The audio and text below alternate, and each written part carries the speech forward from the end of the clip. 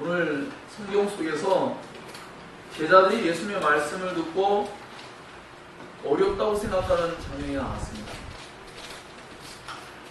사실 만약에 우리들도 그 당시에 청중이 된다면 이 말씀을 정말 믿음으로 받아들일 수 있을까 싶을 정도의 분명히 어려운 말씀입니다. 이것은 말씀 자체의 깊은 뜻보다는 예수께서 말씀하신 그 내용 자체가 도저히 이성적으로는 믿기지 않을 말씀을 하셨기 때문입니다. 그래서 제자들은 누가 이 말씀을 들을 수 있느냐 라는 것이죠.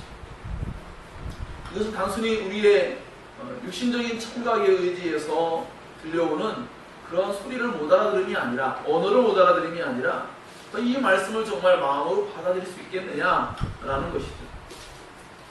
제자들은 예수께서 자신을 말씀하실 때에 하늘에서 내린 참떡이다, 생명의 떡이다, 하늘로서 온 산떡이다, 예수님을 먹고 마시면 생명을 얻을 수 있다는 이러한 말씀을 들을 때에 그들은 정말 이 말씀을 받아들인다는 것은 정말로 결코 일반적일 수 없고, 결코 이것은 인간의 이성을 가지고는 받아들일 수 없고 납득할 수 없는 그러한 내용이었습니다. 그러나 이제 우리가 익히 알고 있다시피 제자들은 예수님의 말씀을 들을 때 성령이 함께 하심으로 말미암아 그들은 그 말씀들을 믿음으로써 받아들이게 됩니다. 예수님을 믿고 따른다는 일이 결코 쉬운 일이 아니라는 것을 이들은 계속하여 경험해 갑니다. 왜냐하면 그 예수님은 자신들이 생각했던 그 예수님보다 훨씬 더 크신 분이기 때문입니다. 그들의 범주를, 그들의 생각한 이성의 범주와 경험의 범주와 그들이 가지고 있는 종교관을 다 뒤흔들어 놓을 만큼 너무나 엄청난 분으로 점점 다가오기 때문에 제자들은 오직 믿음으로서만, 예수 그리스도를 믿는 그 믿음으로서만 나아갈 수 있게 되었는데, 그 믿음이라는 건 역시 하나님께 주시는 은혜의 선물로서 성령께서 역사하심을 통하여서 제자들의 마음속에 그것을 의심하지 아니하고 계속하여 따라갈 수 있도록, 쫓아갈 수 있도록 그렇게 은혜를 주고 계시죠. 물론 아직도 제자들은 예수님의 진면목을 다 본 것도 아니고 또 그것을 이제 점점 경험해가는 과정 속에 있습니다. 아마 우리의 신앙도 그렇다고 생각합니다. 우리도 성경을 통해서 예수님을 지금 우리가 알아가고 있지만 우리가 얼마나 알겠습니까? 예수님은 너무나 크고 너무나 놀라우신 분이기 때문에 그분의 지혜는 방대하고 그분이 가지고 있는 사랑과 은혜와 자유와 긍휼과 같은 그분의 속성은 너무나 엄청난 것들이라서 우리의 가지고 있는 이성으로는 어림짐작해서 성경에서 말하는 바를 그나마 성령께서 열어주셔서 감각할 수 있는 만큼 정도만 알지 그 진면목을 다 본 것도 아니고 참되게 지금 알아가는 것은 참으로 어려운 일인 것은 사실입니다. 다만 우리는 그것을 의심하지 아니하고 믿음을 가지고 우리 분명히 예수님을 따르고 있는 것 하나, 바로 그것이 우리가 갖고 있는 믿음의 놀라운 효력이요 능력이라고 생각이 됩니다. 예수께서는 이들이 알아들을 수 없는 어려운 말씀을 하고 계시지만, 그러나 그 말씀을 나중에 제자들은 진리의 영이신 성령께서 교사가 되어서 예수께서 하신 모든 말씀을 다 깨닫게 하실 때 나중에 모든 것을 밝히 알게 되는 것입니다. 예수님은 자신의 살이 참된 양식이며 자신의 피가 참된 음료고 예수님의 살을 먹고 마시는 자는 예수님 안에 거하며 예수님도 그 사람 안에 거한다라고 말씀하셨어요. 예수께서는 또한 살아계신 하나님 아버지께서 예수를 보내셨기 때문에 또한 예수께서 아버지로 인하여서 산 것 같이 예수님을 먹고 마시는 그 사람은 예수님으로 말미암아 살게 될 것이라고 또한 말씀하고 있습니다. 예수님은 정말 말 그대로 하늘에서 온 떡이라고 주님이 말씀하실 때 제자들은 참으로 이것을 이해하기 또한 어려웠을 것입니다. 과거의 조상들이 광야 가운데서 하늘로서 내려온 만나를 먹고도 그들은 육신적인 죽음을 경험해야 했습니다. 그러나 예수님은 지금 자신을 정말로 먹고 마신다면 그들은 영원히 죽지 아니할 만나를 먹는 것과 같다라고 지금 말씀한 거예요. 즉 하늘에서 하나님께서 은혜의 선물로서 이스라엘 백성들에게 은혜의 양식으로서 만나를 내리셨습니다. 그래서 그 만나를 그들은 먹고 그들은 육신을 보존할 수가 있었는데, 이제 똑같이 하늘로부터 예수께서 오셨는데 그 예수님은 단순히 육신적인 필요만이 아니라 우리의 영적인 필요를 완전히 충족시켜 주시는데, 그 예수님을 믿음으로 말미암아 그 말씀을 믿음으로 받아들일 때 그것을 바로 예수님의 살과 피를 먹는 것과 같이 그렇게 여기시면서 예수님의 말씀을 진정으로 믿는 사람들은 영생을 얻게 된다라는 것을 말씀하고 있는 것이죠. 그래서 예수님을 실제로 산떡이요 생명의 떡이요 하늘로서 온 떡이요 참떡이라는 것을 진정으로 이제 이스라엘 백성들과 유대인들은, 특별히 예수님의 제자들은 이것을 온전히 예수를 통하여 경험하게 되는 것입니다.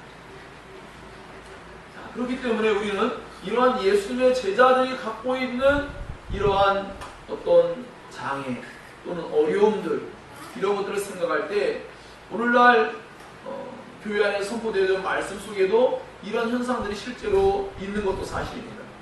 그러나 무엇보다도 예수를 믿지 않는 사람들에게는 더더군다나 이 말씀은 알아듣기가 너무나 어려운 말씀인 것도 사실입니다. 그럼 우리는 또한 믿어야 합니다. 바로 이와 같이 어려운 말씀을 과연, 이와 같이 믿기 힘든 말씀을 과연 누가 받아들일 것이냐, 아무도 믿을 사람이 없을 것만 같다라고 하지만 이 말씀을 어떠한 사람들은 받아들입니다. 어떠한 사람들은 이 말씀을 믿음으로써 받아들입니다. 그것이 바로 하나님의 은혜요, 하나님의 주권적인 구원의 역사요, 성령의 주도적인 그러한 각자의 하나님 백성들의 내면에 적용시켜 주시는 그러한 사역이라고 볼 수 있습니다. 자, 그래서 제자들은 예수께서 산떡이며 영생의 떡이라는 것과 예수님의 살과 피를 마셔야만 산다는 이러한 주님의 말씀을 들을 때 분명히 어렵게 느껴지고 있지만, 나중에 사도 베드로가 신앙 고백을 하는 것처럼 그들은 분명히 어려운 말씀이고 완전히 다 알아듣기 매우 힘든 상황에 놓여 있지만 그들은 참된 신앙 고백을 합니다. 그러면서 그 예수를 믿고 따르게 되는 것이죠. 그러나 예수님의 이 말씀 자체가 어려움도 있겠지만 겨우 나중에 돌아보고 나니까 하나님의 은혜로서 하나님께서 예수께로 이끌지 아니하는 사람들은 결국은 이 말씀을 받을 수도 없고 결국은 예수를 믿고 따를 수가 없게 된다라는 것도 또한 말씀하고 있습니다. 그래서 물론 우리 입장에서는 이런 말씀들이 뭔가 우리 의사를 무시하고 또는 우리 자신들이 무언가 해야 될 것들이 없는 것처럼 여겨지는 그런 내용일 수도 있겠다라고 생각할 수 있지만, 그러나 구원에 있어서 전적인 하나님의 은혜가 강조된다고 해서 그것 때문에 우리 인간이 해야 될 어떤 역할, 그 부분들이 결코 약화되는 것도 아닙니다.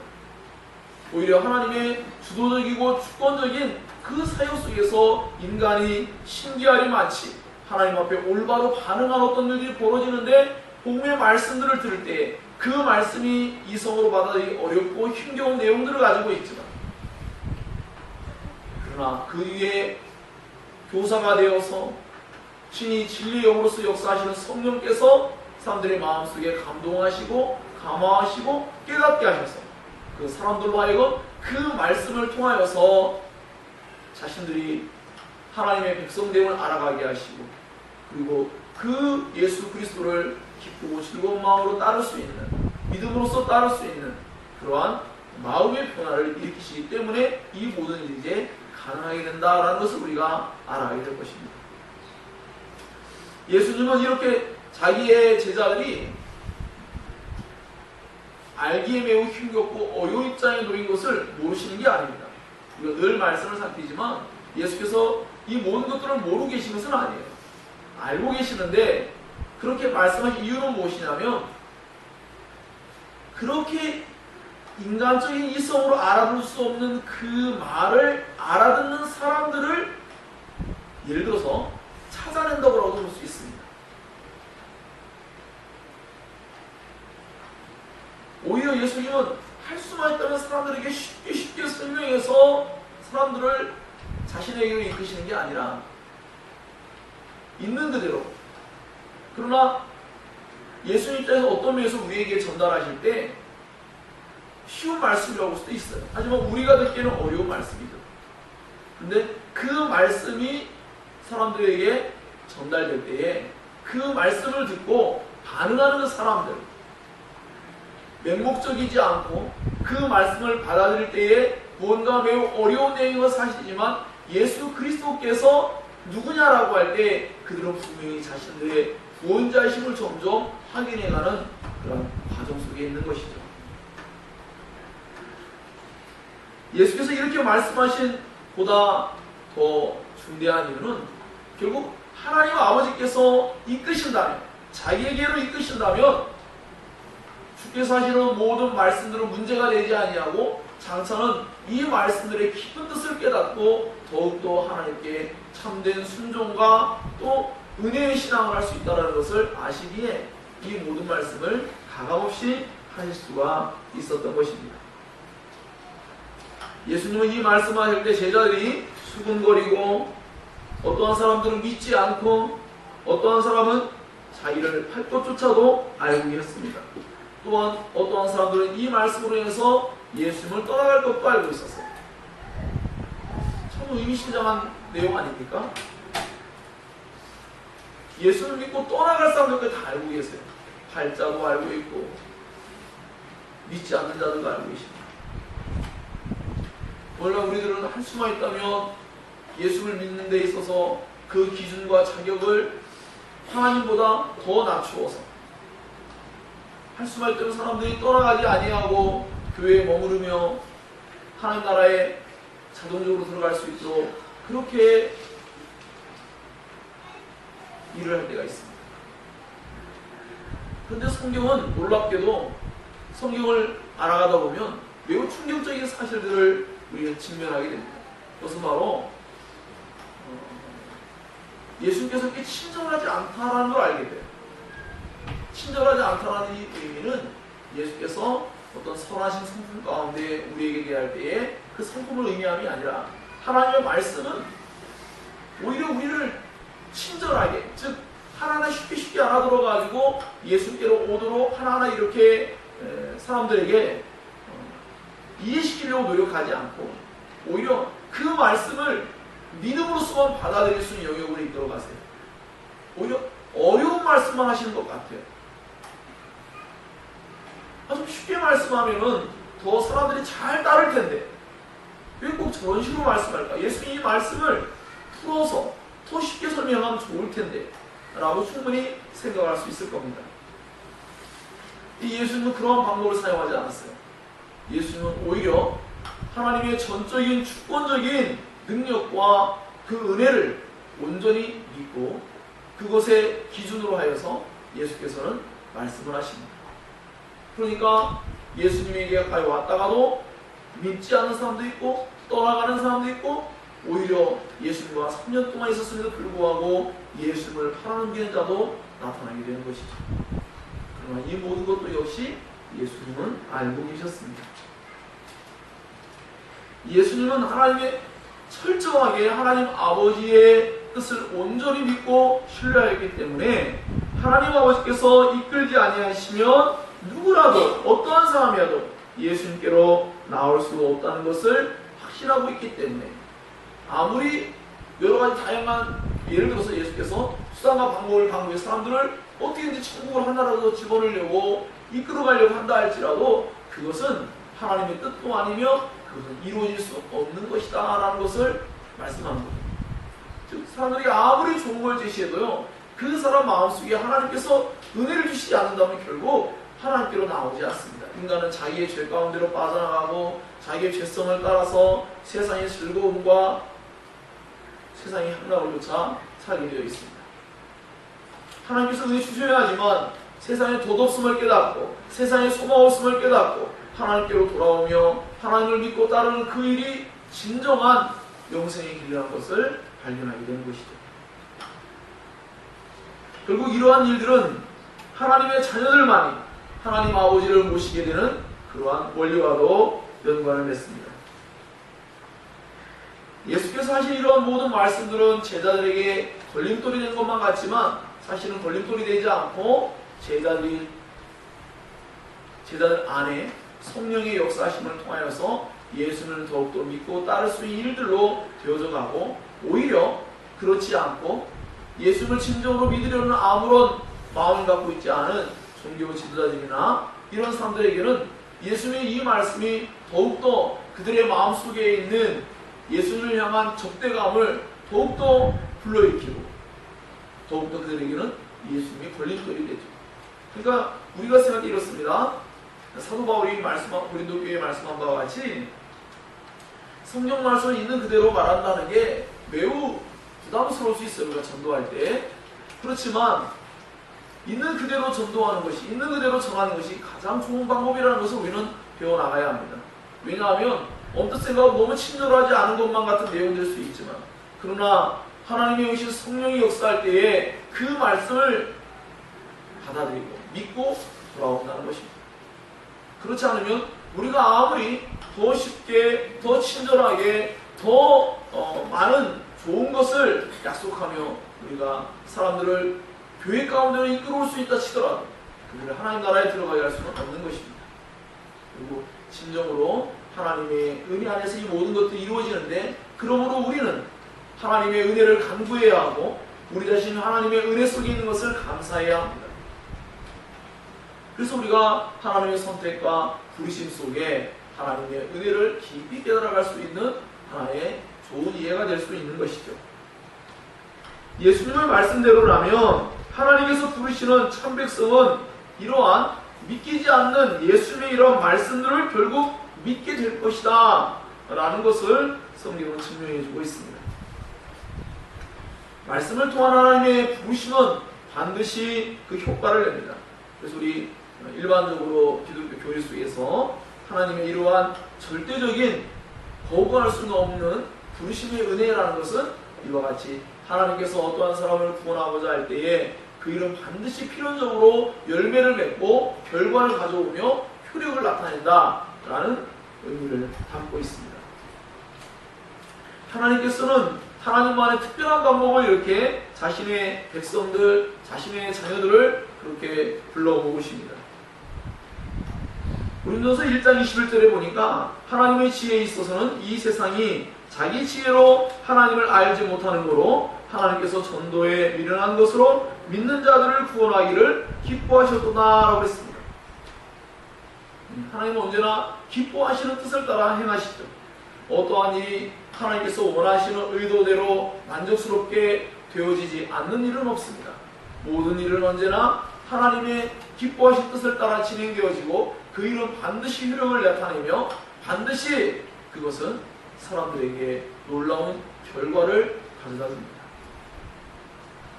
그래서 우리가 생각하는 전도라는 개념 속에서 우리는 사도 바울과 같이, 또는 마틴 루이더 속사도 마찬가지인데요. 그러면서 2장 12절에 있는 말씀처럼 정말 예수 그리스도와 그가 십자가에 못 박힌 것 외에는 어떤 것도 알지 아니하기로 작정한 자와 같이 예수님을 전하는 데 진력하고 그 예수님 십자가에 못 박히신 예수님을 증거하는 것, 그것은 사람들에게 어떤 면에서는 그렇게 좋은 이미지는 아닙니다. 하지만 그것을 말할 때에 이 세상에 있는 모든 사람들이 죄인이라는 것을 밝혀야만 하고, 그 십자가에 계신 예수님을 말한다면 그 예수님이 왜 십자가에 못 박혔느냐라고 설명해야 되지 않습니까? 그래서 그 예수님의 십자가에 못 박히심을 이야기하다 보면 반드시 필연적으로 우리의 죄인됨을 말해야 될 것이요, 우리의 죄 가운데서 구원받을 수 있는 유일한 길이 예수님의 십자가의 대속적인 죽음을 통해서 이루어졌다는 것을 우리가 말해야 하기 때문에 그것이 진정한 의미에서 복음의 핵심이라는 것을 우리는 말할 수 있을 것입니다. 그렇기 때문에 우리는 이와 같이 복음을 전하는 데 있어서 예수님의 수많은 내용들이 많이 있을 텐데, 예수께서 우리에게 나타내고 수많은 좋은 것들이 많이 있을 텐데, 가르침도 있고 정말 우리에게 알려주신 바 된 많은 것들이 있겠지만, 예수님의 그 십자가의 사건을 통하여서 사람들에게 참된 믿음이 그들 가운데서 드러나게 하고자, 그렇게 사도 바울은 오직 사람의 지혜가 아니라 하나님의 지혜인 십자가를 의지하여 십자가에 못 박힌 그리스도를 증거함을 통하여서 성령의 그 능력과 그 나타남을 기대했던 것입니다. 그러므로 오늘날 우리들도 이와 같이 성령의 역사가 나타나기를 기대하며 우리는 복음을 있는 그대로 제시해야 하고, 이 말씀을 도대체 누가 알아들 수 있겠느냐 라고 생각할지 모르지만, 그러나 하나님께서 자기에게 이끌고자 하신다면 사람들은 그 말씀을 알아들 수 있다는 것을 우리는 믿어야 합니다. 자, 그렇기 때문에 믿는 자들은 하나님께 믿음의 선물을 받음으로써, 특별히 성령께서 역사하셔서 신자들의 마음 가운데에 하나님 말씀을 받아들일 수 있는 은혜의 역사를 이루어 주셔서 우리들은 하나님을 믿고 따르는 은혜를 얻게 된 것입니다. 그러므로 우리 이와 같은 은혜를 얻게 된 것을 무엇을 통해서 확인할 수 있습니까? 우리가 예수를 진정으로 참되게 믿느냐, 그 예수님을 나의 구원자로 믿느냐, 그 예수를 나의 온전한 주인으로 온전히 고백할 수 있느냐라는 것을 한번 생각해 보아야 합니다. 여러분 자신의 죄인됨을 깊이 생각해 본 적이 있습니까? 자신의 죄인됨을 깊이 생각하지 못했다면, 여러분의 죄 때문에 예수님이 대신 죽어야만 했다고 말할, 그 예수님이 대신 죽어야 할 만큼 우리가 죄인이라는 것을 깊이 자각하지 않는다면, 우리는 예수님의 대속적인 피 흘림의 그 의미를, 그로 말미암는 효력을 우리 온전히 믿지 않고 있는 것입니다. 아니면 어쩌면 성령의 역사가 나타나지 않은 상태라고 볼 수도 있을 겁니다. 성령님은 반드시 우리 인간의 죄인됨을 깨닫게 하시고, 그런 후에 우리가 이런 죄인됨 가운데 있을 때에 예수 그리스도를 통해서만이 구원받을 수 있음을 참되게 깨닫게 하셔서 우리로 하여금 예수 그리스도를 통한 구원의 은혜 가운데로 우리를 이끌어 가시는 것이죠. 그러므로 이와 같은 성경 말씀들이 분명히 예수님의 제자들이나 예수 믿고 따르는 많은 무리들에게 분명히 어려운 내용일 수 있지만, 그러나 성경은 하나님께서 이끄신다면 이러한 말씀을 듣고도 주님께로 나오지만, 어떠한 사람들은, 즉 하나님께서 이끌지 아니한 사람들은 결국 떠나갈 수 있다, 예수를 팔기까지 할 수도 있다 라는 것을 말합니다. 너무나 두렵게도 후반부에도 나오고 있지만, 가룟 유다와 같은 사람은 어떻습니까? 예수님과 함께 3년 동안 예수님의 인격을, 예수님의 사역을, 이적을 다 경험했어요. 그럼에도 불구하고 그는 예수를 팔아넘기는 그런 자가 되었습니다. 그는 정말 불의의 병기가 되고 말았습니다. 참 그 일은 너무나 신기합니다. 어떻게 그런 일이 있을 수 있을까라고 할 때 오늘 성경 말씀을 통해서 우리는 답을 찾을 수 있습니다. 하나님 아버지께서 이끌지 아니하시면 예수께로 올 수 없다는 것입니다. 아무리 교회를 오래 다니고 아무리 여러 가지 종교 행위를 성실하게 수행한다 할지라도 결국 하나님의 은혜 속에서 하나님께서 하나님이 이끄는 그 사람들만이 결국 구원에 이르게 될 것입니다. 그러므로 우리 이런 것들을 생각할 때 우리가 예수님과의 관계 안에서 어떤 관계 속에 놓이냐가 매우 중요합니다. 오늘 본문 말씀과 또 요한복음 6장 전체 속에서 나타나는 것이 뭡니까? 또 요한복음 전체 속에 나타나는 것들은 뭐냐면 중대한 주제 하나가 예수 그리스도와의 연합입니다. 연합. 예수 그리스도와의 연합. 예수 안에, 예수는 우리 안에 무엇을 통하여 이렇게 할 수 있을까요? 하나님의 말씀을 통해서 이렇게 한다는 거죠. 하나님의 말씀을 우리가 믿음으로 받아들일 때 예수께서 우리 안에 들어오시고 우리도 예수 안에, 즉 그 말씀 안에서 삶을 살고 그 말씀이 자기의 삶의 유일한 기준이 되고 그 말씀 안에서 자기 자신의 정체성을 확인하는 은혜를 얻게 됩니다. 그래서 결국은 이렇게 하나님의 말씀을 통하여서 자신의 백성을 찾으시고 이끄시고 그것을 통하여서 그 구원의 은혜를 경험하게 하시는 역사가 말씀과 깊은 연관을 맺고 있기 때문에 우리는 이것을 매우 주의 깊게 잘 살펴야 한다는 것입니다. 그러므로 우리가 마음속에 생각한 아까 말씀드렸던 어떤 사람들이 어떻게 사람들이 교회를 이렇게 떠나가고 어떠한 사람들은 또 왜 이렇게 그러한 잘못된 이 교회에 빠지거나 배교하거나 이런 일이 있을 수 있을까라고 바라볼 때 우리는 그 사람이 가지고 있는 분명한 개인의 죄성과 그 잘못됨이 분명히 있죠. 하지만 근본적으로는 결국 하나님의 주권 안에 있다는 것도 우리는 인정하지 않을 수가 없는 것이죠. 사실은 그것이 더 중요한 문제라고 생각이 됩니다. 사람들이 이렇게 수군거리고 사람들에게 걸림돌이 될 것처럼 이야기하니까 예수께서 그럼 인자가 하늘로부터 왔는데 이전에 있던 곳으로 올라가는 사람들은 어떻게 하겠느냐? 라고 또 말씀하시죠. 예수님 말씀은 정말 어떻게 보면 첩첩산중이에요. 갈수록 더 어려운 것 같아요. 갈수록. 예수께서 다시 이전에 있던 곳으로 올라갑니다. 살리는 것은 영이니 육은 무익하니라. 내가 너희에게 말은 영이요 생명이라 라고 말씀할 때에 제자들은 참으로 알아듣기가 결코 쉽지 않았을 것이라 라는 생각이 듭니다. 주님의 이 말씀은 실제였고 주님의 이 말씀을 진정으로 믿음으로 받아들일 때에 그들은 결국 생명을 얻은 것이요 그들의 영은 살아나는 것이다 라고 볼 수 있어요. 그러니까 제자들이 이 말씀을 다 현재 가운데 깨닫지 못하지만 나중에 성경을 기록하는 그 예수님이 십자가에 못 박혀 죽으시고 부활하시며 또한 하늘로 승천하시고 그곳으로부터 자신의 백성들 자녀들을 성령으로 말미암아 그렇게 통치하고 다스리시는 그러한 일이 있는데 그때 그들은 비로소 이러한 모든 말씀들의 의미를 다 깨닫게 될 것입니다. 하지만 적어도 현재 가운데 그들은 이 말씀들을 그들의 마음속에 다 이해할 수는 없지만 그들은 적어도 예수께서 하시는 말씀들을 하나하나 마음에 새겨두고 있었을 것입니다.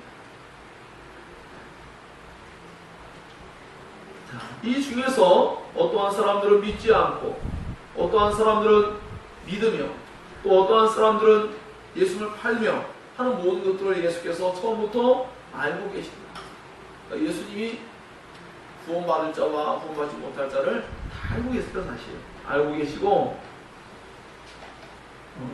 예수께서 이미 말씀하신 바와 같이 이러한 모든 일들 속에도 하나님의 주권 안에서 이 모든 일이 이루어진다라는 것을 계속해서 밝히고 계셨어요.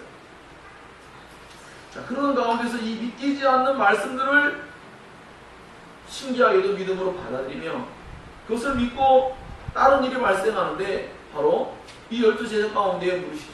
자, 그러면 예수께서 제자 중에 많은 사람이 이 말씀을 듣고 함께 다니지 않냐고 떠나갔어요. 그러자 12제자에게 물으시죠. 예수께서 너희도 가려느냐? 라고 했어요. 너희도 이 말씀을 이해하지 못하기 때문에 나에게서 떠나가려느냐? 라는 것이죠. 그때에 시몬 베드로가 뭐라고 말했습니까? 그는 정말로 유식자도 아니고 그는 어부에 불과했습니다. 근데 그가 너무나 놀라운 그런 답변을 했어요. 주여, 영생의 말씀이 주께 있사오니 우리가 누구에게로 가오리이까? 우리가 주는 하나님의 거룩하신 자이신 줄 믿고 알았사옵나이다 라고 그랬습니다. 정말 엄청난 신앙 고백을 했습니다. 예수께서 하시는 모든 말씀이 영원한 생명의 말씀이라고 베드로가 인정한 거예요. 그렇기 때문에 베드로는 다른 누구에게, 다른 무엇으로, 어디로 도대체 가란 말입니까? 우린 그럴 수 없습니다 라고 말하는 것이죠. 예수님은 하나님의 거룩한 자신 줄 그들이 믿고 알았다고 했습니다. 그들은 무언가 다 이해해서 예수를 믿고 따른 게 아니라 그들은 정말 신기하게도 예수께서 하신 말씀을 믿고 그 믿음 안에서 예수님을 알고 있다라고 말하고 있어요. 참 신비하죠. 우리의 이성적인 생각으로 무언가 알아야 믿을 것만 같지만 신비하게도 성경에는 믿고 안다라고 말하고 있습니다. 물론 성경은 수많은 곳에서 예수께서 비유를 풀어주시기도 하고 우리에게 알아들을 수 있도록 깨달을 수 있도록 그렇게 예수께서 접근해 오시기도 하지만 그러나 근본적으로 하나님께서 은혜를 주심을 통하여서 신자들은 하나님을 믿음으로써 받아들여요. 얼마 전에 제가 한번 말씀드린 바와 같이 성경 공부하는 곳에 한 일본 선교사님도 그렇게 고백을 했어요. 어느 날 갑자기 하나님 말씀이 믿겨지더래. 그전에는 교회를 출입하며 종교생활을 했지만 사실 그렇게 자기 마음속에 진정한 믿음을 갖고 있지는 않았더라고 그랬어요. 근데 어느 날 갑자기 하나님 말씀이 들려오더래요. 그러더니 그 말씀이 자기 마음속에 확 다가와서 예수를 믿고 영접하는 그런 예를 놓고 왔어요. 또 어떤 분도 그런 얘기를 하시더라고요. 한 목사님도 그냥 하나님 말씀이 너무나 자연스럽게 믿겨지더래요. 그분은 어릴 때부터 모태신앙으로서 어릴 때부터 교회 생활에 충실하게 됐던 분은 아니에요. 근데 그럼에도 불구하고 어느 날부터 교회를 다니기 시작했는데 그때 처음에 믿음이 그렇게 있지 않았는데 하나님 말씀이 자연스럽게 믿겨지더래요. 의심을 한다거나 그런 게 없고 그냥 믿겨지더래요. 참 신기한 일인 것 같아요. 어떤 사람은 추라고 막 믿으려고 애쓰는데도 안 믿겨지는 사람들이 있어요. 그러나 우리는 알 수 없지만 하나님께서 사람들에게 분명히 공평하게 하나님께서 보실 때 선하게 하나님의 기쁘신 뜻대로 모든 일을 진행하시기 때문에 우리는 사람들의 내면 안에 어떠한 일이 있는지 우리는 다 알 필요 없습니다. 하지만 분명한 것은 성경을 통해 성경은 우리에게 두 가지를 분명하게 알려줍니다. 하나님의 마음에 품고 계신 것을 드러내주고요. 인간의 마음 안에 있는 것을 다 드러내줍니다. 하나님 마음 안에 드러난 것은 하나님께서 누군가를 구원하기로 작정하시고 그 사람들을 자기에게로 이끄시며 그들을 구원하신다는 겁니다. 또 하나는 인간의 내면을 살필 때 인간 안에 있는 그러한 불신앙과 죄악됨과 이 모든 것들이 작용해서 그들이 하나님께로 오지 않는다고 말하고 있습니다.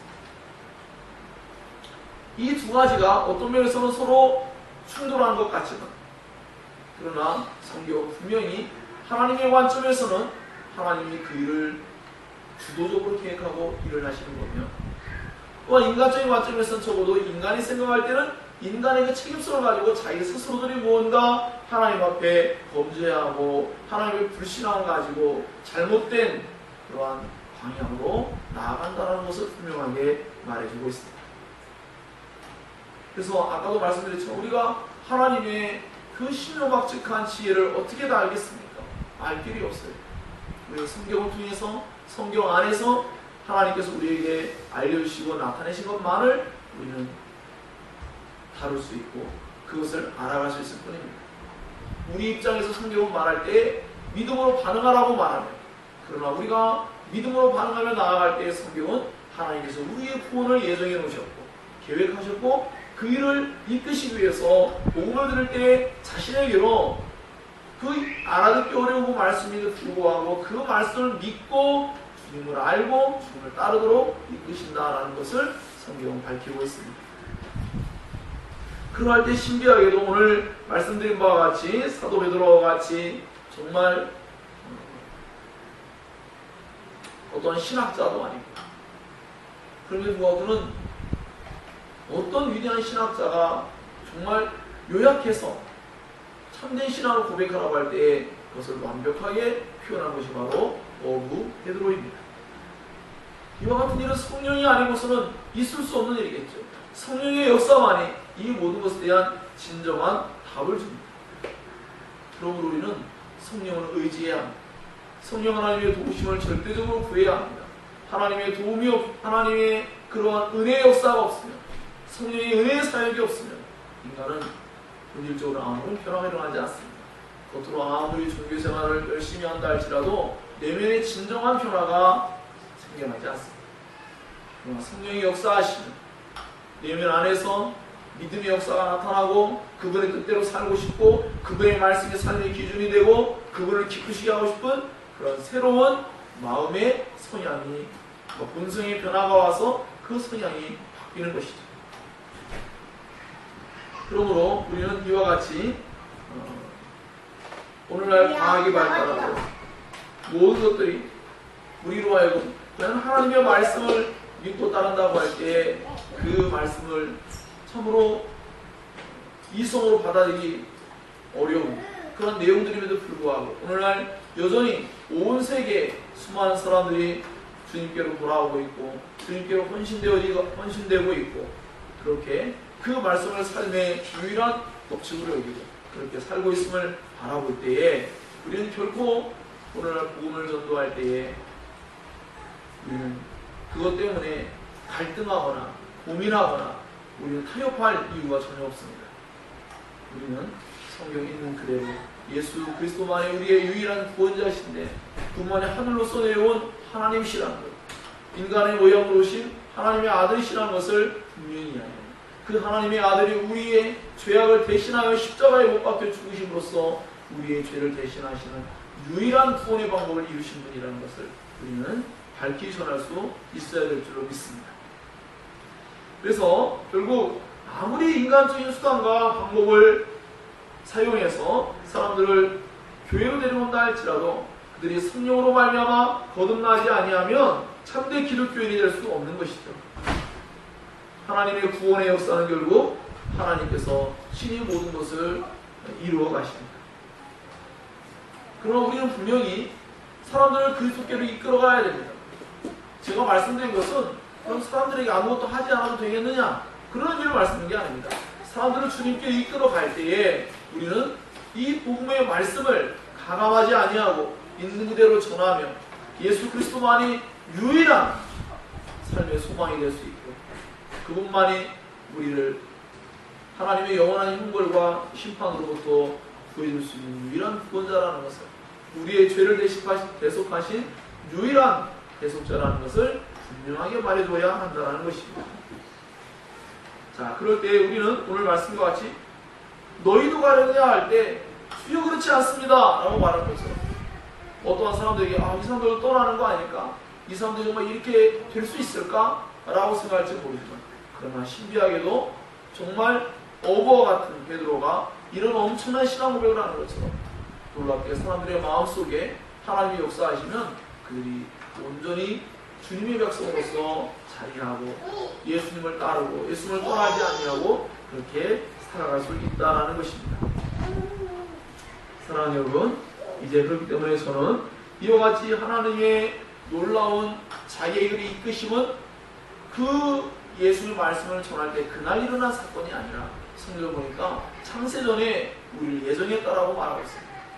창세전에 그리스도 예수 안에서 우리를 예정하시고 하나님께서 우리들을 선택하시고 우리를 그렇게 구원의 길로 이끌었다라는 것입니다. 그리고 복음을 들을 때에 하나님께서 우리를 부르시는 것이죠. 하나님은 복음 전파를 통해서 자신의 백성들을 부르시고 구원의 은혜 가운데로 이끌어 가시는 것입니다. 결론을 읽겠습니다. 이와 같이 인간의 거듭남이며 인간이 예수께로 온전히 나아가는 이런 모든 일들은 철저히 하나님의 주권 속에 있는 영역이고 그분의 절대적인 은혜로 말미암아 되어진다는 것을 우리가 배워가고 있습니다. 하나님의 은혜를 구하는 것이 중요합니다. 다른 사람 우리가 복음 전도할 때에도 우리가 반드시 기도해야 될 이유는 하나님께서 구원의 은혜를 베풀어 주셔야지만 가능하기 때문입니다. 또한 우리는 우리 자신들에게 주께서 베풀어 주신 이 우리의 부르심의 은혜 가운데 있는 믿음을 선물로 받은 이 놀라운 일을 진정으로 감사하고 기뻐해야 할 줄로 믿습니다. 자, 그럴 때 우리는 결국 세상으로 나아가지 아니하고 예수를 떠나는 삶이 아니라 예수님 안에 붙어있는 삶, 예수님과 함께 살아가는 그 삶을 살게 될 것입니다. 살리는 것은 영입니다. 육은 무익합니다. 그리고 오전에 말씀을 나눈 바와 같이 육신의 떡은 한계성을 가지고 있죠. 그러나 예수님은 하늘로부터 온 산떡이요 생명의 떡이요 참떡이라는 것 때문에 그 예수님의 말씀을 믿을 때에 예수님을 먹고 마신 것 같은 효력이 나타나는데 그 사람들은 결국 하나님의 놀라운 은혜 속에서 영이 살아나고 영원한 생명이 주어진다는 것을 성경은 우리에게 지금 알려주고 있습니다. 사랑하는 여러분, 성경은 우리에게 이렇게 경고해주고 있습니다. 육신의 만족을 위해서 살면 육신의 썩어질 것들만을 얻게 되고 영혼의 만족을 위해서 살게 되면 영원한 생명을 얻게 될 것이라고 말씀하고 있습니다. 자기의 육체를 위하여 심는 자는 육체로부터 썩어진 것을 거두고 성령을 위하여 심는 자는 성령으로부터 영생을 거두리라. 갈라디아서 6장 8절은 기록하고 있습니다. 사랑하는 여러분, 우리에게 분명히 일반적인 양식이 필요하고요. 우리 분명히 일반적인 것들을 충분히 활용하고 사용해야 됩니다. 그러나 성경은 우리들에게 썩는 그 양식을 위해서만 일하지 말고 정말로 우리를 살릴 수 있는 것은 영이기 때문에 영생하도록 있는 그 양식을 위하여 일하는 것, 예수 그리스도를 위해서 일하는 것, 예수 그리스도를 바라보는 것, 예수 그리스도를 향하는 것, 이 모든 것이 절대적으로 중요한 일이기 때문에 우리는 하나님의 은혜를 구하면서 우리 자신이 끊임없이 예수 그리스도를 향할 수 있는 은혜를 얻게 해주신 하나님께 감사해야 되고 또 다른 사람들도 이러한 은혜 가운데로 들어올 수 있도록 그들을 위해서 기도하며 그들 가운데 하나님의 은혜 역사가 나타나기를 소망하는 마음으로 우리는 신앙을 해야 할 줄로 믿습니다.